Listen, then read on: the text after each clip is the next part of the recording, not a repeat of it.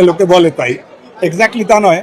আমি জানতাম এবার ফেল করবে অনেকটা, কিন্তু এতটা ফেল করবে আমি ভাবিনি। This is beyond my expectation বা অ্যাজাম্পশন।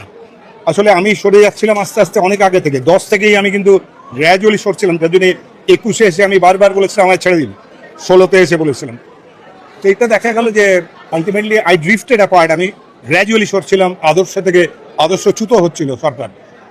তো আমি ঘটনাচক্রে মিলে গেল যে আমায় ছাড়লো, আর তারপরে তাসের ঘরটা পড়লো, এটা মিলে গেছে, এটা কাকতালীয় হয়েছে।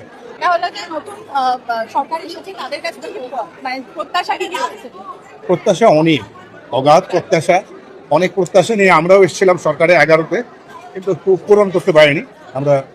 উই ফেল, মানে আমরা পরীক্ষায় পাস করতে পারলাম না, ফেল করে গেলাম। তার রেজাল্টও বেরিয়ে গেছে। আমি আশা করবো এবার তারা পারবে এগুলো করতে। আর একটা চিরকালের লাইন একটা 50 বছর ধরে চলছিল, সেটা হচ্ছে কেন্দ্রের বঞ্চনা, কেন্দ্রের বঞ্চনা। এটা ডবল ইঞ্জিন হয়ে গেল, কাজে কেন্দ্রের বঞ্চনা আর স্টেট বলবেন।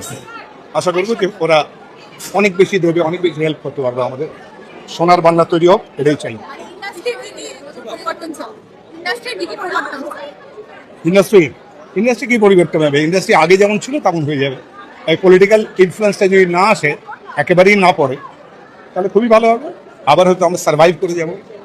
বড্ড বেশি এদিক সেদিক খেয়েই নাড়ুক চলছিল, ওটা থেকে মুক্ত হব। তাই তো ছিল, আমি তো এত বছর তাই দেখে এসেছিলাম। রিসেন্টলি একটুখানি ওটা ডিটোরিয়েটেড করেছিল, আমার মনে হয় সেটা কেটে যাবে। It will be fantastic agent. আবার সোনার ইন্ডাস্ট্রিও তৈরি হবে একটু।